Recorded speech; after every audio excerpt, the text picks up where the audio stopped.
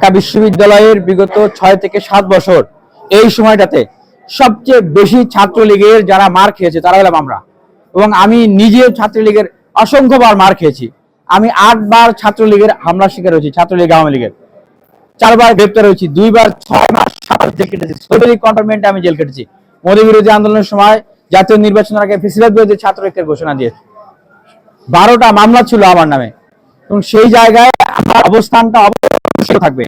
এই ডাকসু নির্বাচন যেন কোনোভাবেই আবার ছাত্রলীগের পুনরুত্থানের বা পুনর্জীবনের কোনো প্রক্রিয়া বা মাধ্যমে এটা না হয়ে ওঠে। সেখানে আমার অবস্থান যেটা সেটা হচ্ছে যে বিগত সময়ে যারা গুরুতর অপরাধ করেছে, ফৌজদারি অপরাধ করেছে, আমরা তো সেই অভিযোগগুলো তাদেরকে দিয়েছি। SM হলের যে ঘটনা ছিল 2019 সালের ডাকসু, আমরা তো সেই সময় ভিকটিম, আমি নিজেই সেইখানে ভিকটিম হয়েছি। আমরা অনেকেই সেখানে ভিকটিম হয়েছি, সাক্ষী, আমি নিজেই সাক্ষী। সেখানে নুরুল হক নূর, তৎকালীন ডাকসুর ভিপি, নূর ভাইকে সেখানে মবের ভিতরে ঢুকিয়ে কিলানো হয়েছে, গুজানো হয়েছে, আকারকে কিলানো হয়েছে, গুজানো হয়েছে, তার পিঠে লাথি মারা হয়েছে। বেনজির আপুকে সেখানে তার পেটে লাথি মারা হয়েছে। তো এগুলো তো অবাস্তব না, এগুলো তো নাই হয়ে যায় না। সেই সময় যে আমরা অভিযোগ দিয়েছিলাম, আজকে 6 বছর চলে গেছে, বিশ্ববিদ্যালয় প্রশাসন কেন সেই অভিযোগগুলো বিচার করতে পারো না? আমি আজকে প্রধান নির্বাচন কমিশনার জসিমউদ্দিন স্যার, ওনার সাথে আমি কথা বলেছি। তো উনি বলতেছিলেন যে ওনাদের নামে তো কোনো মামলা নেই, কোনো অভিযোগ নেই। এটা ওনার কথাটা আসলে কোনোভাবে গ্রহণযোগ্য না, অগ্রহণযোগ্য। কারণ ওনাদের নামে আমরা 19 সালে অভিযোগ দিয়েছি, সেই অভিযোগের বিচার বিশ্ববিদ্যালয় করে নাই।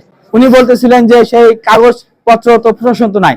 এখন সেই প্রশাসন আছে কি নাই সেটা তো আমার দেখার বিষয় না। প্রশাসন তো আছে, বিশ্ববিদ্যালয় তো আছে।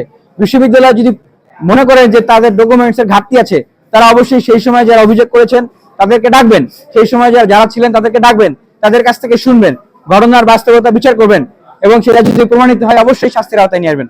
তবে আমি একজন মানুষ হিসেবে যেটা মনে করি, একজন রাজনৈতিক কর্মী হিসেবে যেটা মনে করি, যে মানুষ চিরজীবন একরকম থাকে না। একজন মানুষ একসময় ছাত্রলীগ করলে সে যে সারা জীবনই খারাপ থাকবে আমি এটা মনে করি না।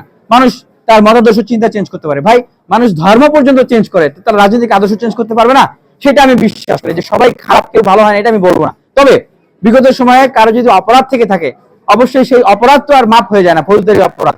সেক্ষেত্রে আমি ব্যক্তিগতভাবে এটা মনে করি যে যারা এই ধরনের অপরাধ করেছেন তারাও আসলে তাদের এই পানিশমেন্ট ওয়েলকাম করবেন। যদি সত্যিকার অর্থে তাহলে ভালো হতে চান বা তারা ভালো হচ্ছে, এটা তারা ওয়েলকাম করবেন, যেটা আমি মনে করি।